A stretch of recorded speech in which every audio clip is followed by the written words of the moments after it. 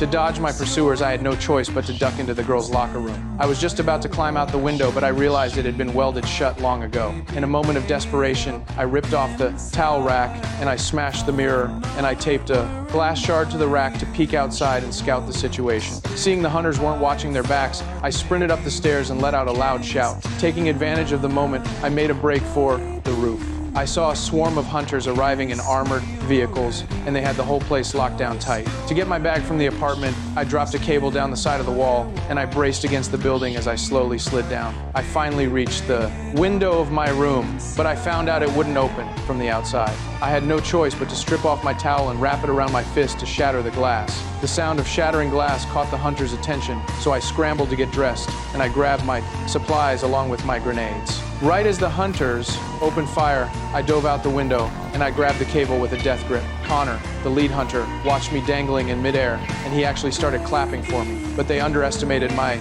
will to survive, and I used every bit of my strength to swing myself straight into the next room. My every move was being streamed live by drones at that moment, but I didn't care about the risk, and I charged through the hallway under a hail of bullets, and I pulled off a perfect slide into the elevator. Then I snatched a drone right out of the air. Seeing that Connor was already closing in, I threw a grenade his way in a panic, but it turned out to be a timed grenade. Using the opening from the blast, I made a break for the basement. I originally intended to light a magazine for some light, but I accidentally started a massive fire. With the hunters about to bust through the door, at that critical moment, a nest of rats was flushed out by the flames, and they all dove into the sewer. I yanked the manhole cover open immediately, and I dove in after them, and I didn't forget to give them a friendly heads up before I left.